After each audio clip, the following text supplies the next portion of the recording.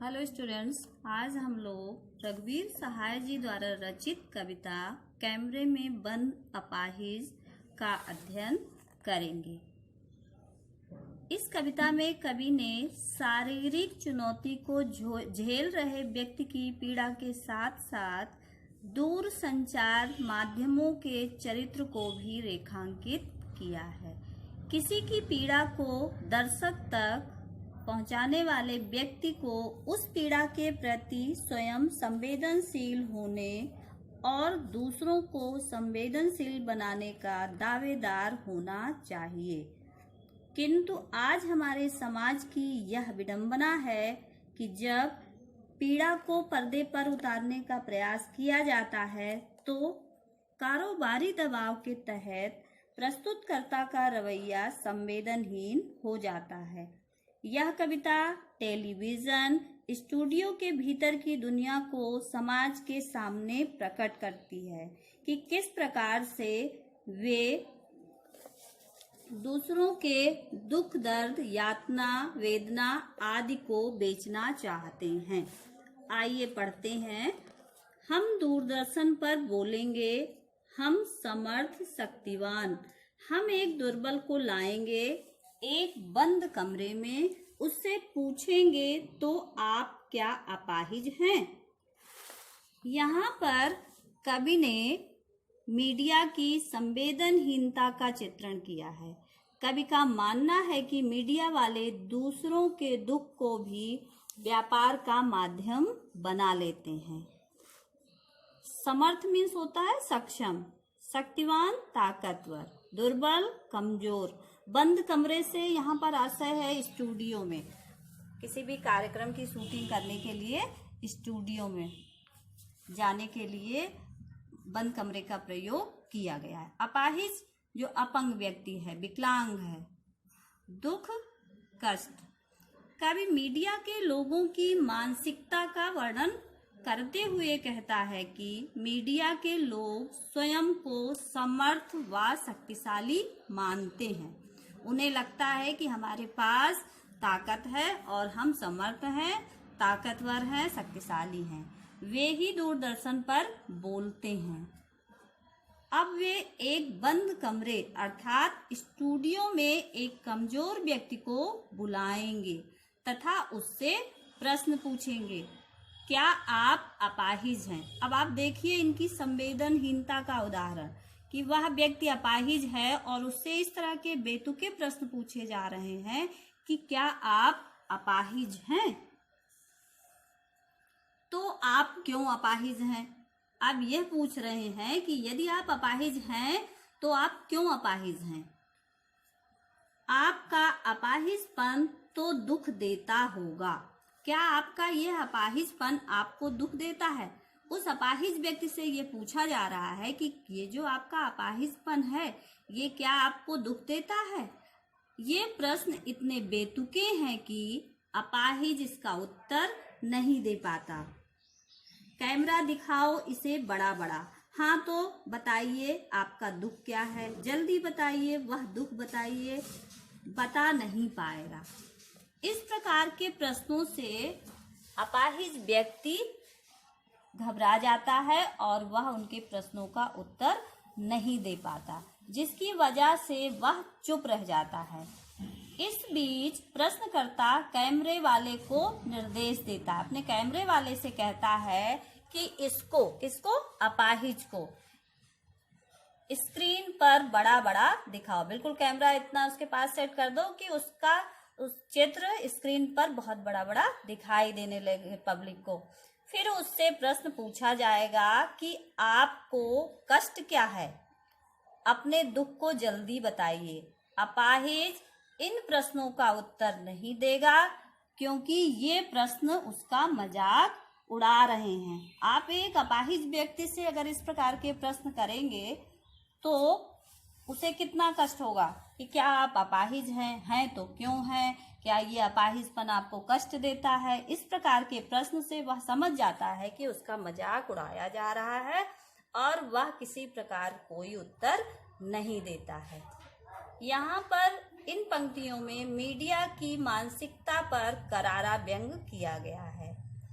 काव्यांश में नाटकीयता है, भाषा सहज व सरल है, व्यंजना शब्द शक्ति का प्रयोग किया गया है। आपका अपाहिजपन दुख देता में अनुप्रास अलंकार का प्रयोग है। बड़ा बड़ा में पुनरुक्ति प्रकाश अलंकार का प्रयोग हुआ है। अब उसके बाद दूरदर्शन वाले फिर उससे कहने लगते हैं, किससे? अपाहिज से। सोचिए, बताइए आपको अपाहिज होकर कैसा लगता है। कैसा यानी कैसा लगता है? हम खुद इशारे से बताएंगे कि क्या ऐसा। सोचिए, बताइए, थोड़ी कोशिश कीजिए, यह अवसर खो देंगे। आप जानते हैं कि कार्यक्रम रोचक बनाने के वास्ते इस काव्यांश में कवि कहता है कि मीडिया के लोग अपाहिज से बेतुके सवाल करते हैं और वे किसी न किसी तरह से दूसरे के दुख को व्यापार का माध्यम बना लेना चाहते हैं। वे अपाहिज से सवाल करते हैं, वे अपाहिज से पूछते हैं कि अपाहिज होकर आपको कैसा लगता है। यह बात सोच कर बताइए। वह अपाहिज से पुनः कहते हैं कि जब आप अपाहिज हैं, आपको अपाहिज होकर कैसा लगता है, इसे सोचिए और पुनः सोचकर हमें बताइए। यदि वह नहीं बता पाता तो वे स्वयं ही उत्तर देने की कोशिश करते हैं। कौन? ये जो मीडिया वाले लोग हैं, और उसे इशारा करके संकेत से बताते हैं कि तुम ऐसा बताओ कि तुम्हें ऐसा महसूस होता है। थोड़ा सोचकर और कोशिश करके बताइए। उसे इशारा करते हैं और कहते हैं थोड़ा सोचिए और कोशिश करिए और बताइए कि अपाहिज होकर आपको कैसा लगता है। यदि आप, और फिर उसे इस तरह से भी कहते हैं कि यदि आप, यह आपके पास बहुत अच्छा अवसर है, सुनहरा अवसर है कि आप अपनी समस्या जनता के सामने रख सकें, दूसरों के सामने व्यक्त कर सकें, क्योंकि हम आपको दूरदर्शन पर दिखा रहे हैं। और इस समय यदि आपने अवसर खो दिया, कोशिश नहीं की, तो यह सुनहरा अवसर आपके हाथ से निकल जाएगा और दोबारा आपको यह मौका नहीं मिलेगा कि आप अपना दुख व्यक्त कर सकें। अपाहिज के पास इससे बढ़िया मौका नहीं हो सकता कि वह अपनी पीड़ा समाज के सामने रख सके। मीडिया वाले कहते हैं कि हमारा लक्ष्य अपने कार्यक्रम को रोचक बनाना है। हम पूछ कर उसको रुला देंगे। इंतजार करते हैं आप भी उसके रो पड़ने का। करते हैं, यह प्रश्न पूछा नहीं जाएगा। अब दूरदर्शन वाले कह रहे हैं कि उनका उद्देश्य सिर्फ इतना है कि वे अपने कार्यक्रम को रोचक बना सकें और उसके लिए वे संवेदनहीनता की कोई सीमा नहीं रखते और इसके लिए वे ऐसे प्रश्न पूछेंगे कि वह रोने लगेगा। कौन? जो अपाहिज व्यक्ति है जिसका इंटरव्यू चल रहा है। वे समाज पर भी कटाक्ष करते हैं कि वे भी उसके रोने का इंतजार करते हैं। हम लोग जो दूरदर्शन पर कार्यक्रम देख रहे होते हैं, वे भी इस तरह के व्यक्ति का रोने का इंतजार करते हैं कि अब यह व्यक्ति परेशान होकर रो देगा। यह प्रश्न दर्शकों से नहीं पूछा जाएगा। यहाँ पर इस कविता में कवि ने बताया है कि दूरदर्शन वाले अपने कार्यक्रम को रोचक बनाने के लिए अत्यंत निंदनीय और मानवता के विरुद्ध कार्य करते हैं। जो दुखी है उसके दुख का प्रदर्शन करते हैं तथा उसे दुख देने वाले तरह तरह के सवाल पूछते हैं। कवि ने क्षीण होती मानवीय संवेदना का चित्रण इन पंक्तियों में किया है और दूरदर्शन के कार्यक्रम निर्माताओं पर करारा व्यंग भी किया है। सरल तथा भावानुकूल खड़ी बोली में सहज अभिव्यक्ति हुई है। अनुप्रास व प्रश्न अलंकार का प्रयोग हुआ। फिर हम पर्दे पर दिखलाएंगे फूली हुई आंख की एक बड़ी तस्वीर। अब देखिए, यहाँ पर कवि कहना चाहता है कि दूरदर्शन वाले अपाहिज का मानसिक शोषण करते हैं और ऐसी स्थिति में जब वह रोता है और रोते रोते उसकी आंखें सूज जाती हैं, उसका भी फायदा वे उठाने से नहीं चूकते। वे उसकी फूली हुई आंखों की तस्वीर को बड़ा करके पर्दे पर दिखाते हैं, बहुत बड़ी तस्वीर, और उसके होठों पर एक कसमसाहट भी। आशा है आप उसे उसकी अपंगता की पीड़ा मानेंगे। एक और कोशिश दर्शक, धीरज रखिए, देखिए, हमें दोनों एक संग रुलाने हैं। वे उसकी आंखों की बड़ी सी तस्वीर टीवी की स्क्रीन पर दिखाते हैं और इसके साथ ही होठों पर होने वाली बेचैनी और कुछ ना बोल पाने की तड़प को भी दिखाते हैं। वो ऐसा करके वे दिखाना चाह रहे हैं कि वे विकलांग व्यक्ति को किस प्रकार से मजबूर कर रहे हैं और उसकी पीड़ा को दर्शकों को बताने की कोशिश कर रहे हैं। वे कोशिश करते हैं कि वह रोने लगे, कौन? जो अपाहिज व्यक्ति है, और उसके साथ ही साथ जो कार्यक्रम देखने वाले लोग हैं वे भी उसके दुख से रोने लगे। उनकी यही कोशिश है कि वो किस प्रकार से इन दोनों को एक साथ रुला दें, और वे दर्शकों से कहते हैं कि धीरज रखिए, धीरज रखिए। एक और कोशिश, वे दर्शकों से कहते हैं कि धीरज रखिए, और वे अपाहिज और दर्शक दोनों को एक साथ रुलाने की असफल कोशिश करते हैं, क्योंकि इस प्रकार का कार्यक्रम दिखाकर वे अपनी टीआरपी बढ़ाने का प्रयास करते हैं। आप और वह दोनों। अब यहाँ पर कार्यक्रम निर्माता यह कह रहे हैं कि हमें दोनों को एक संग रुलाना है। किन दोनों को? आप और वह दोनों। आप कौन? जो लोग कार्यक्रम देख रहे हैं, और वह कौन?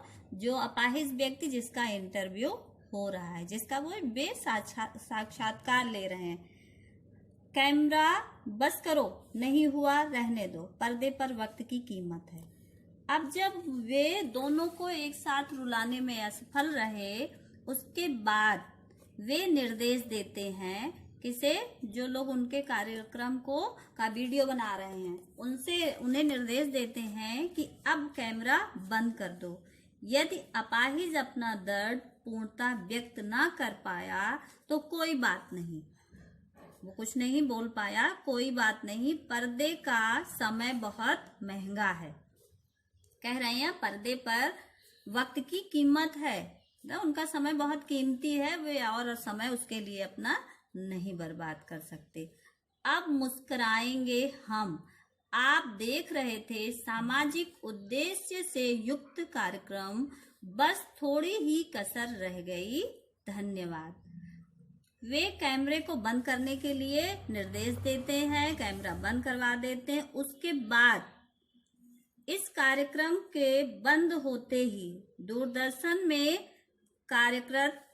कार्यरत सभी लोग, जो लोग उस कार्यक्रम को बना रहे थे, सभी लोग एक साथ मुस्कुराते हैं और ये घोषणा करते हैं कि आप सभी दर्शक सामाजिक उद्देश्य से भरपूर कार्यक्रम देख रहे थे। इसमें थोड़ी सी कमी यह रह गई कि हम आप दोनों को एक साथ रुला नहीं पाए। बाद में वो कहते हैं ना कि बस थोड़ी ही कसर रह गई। तो क्या कसर रह गई? थोड़ी सी, कि वो अपना कार्यक्रम तो दिखा लिए और उस कार्यक्रम को क्या बता रहे हैं, यह कार्यक्रम सामाजिक उद्देश्य से युक्त कार्यक्रम है। हाँ, लेकिन इसमें थोड़ी कसर रह गई। क्या कसर रह गई? कि वे दोनों को एक साथ रुलाना चाहते थे, लेकिन यह उद्देश्य उनका पूर्ण नहीं हो पाया।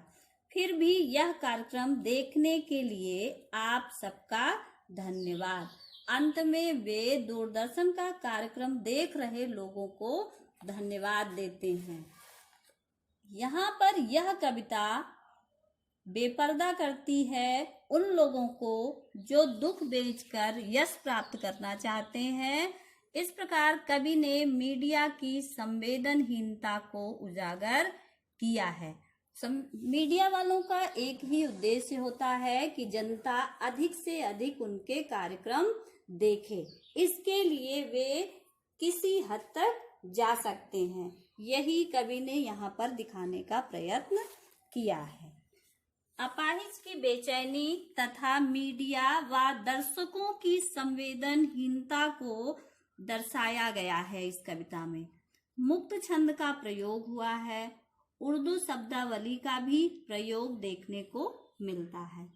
बहुत बड़ा पर्दे पर में अनुप्रास अलंकार है और यह कविता व्यंग्यपूर्ण नाटकीयता से युक्त है।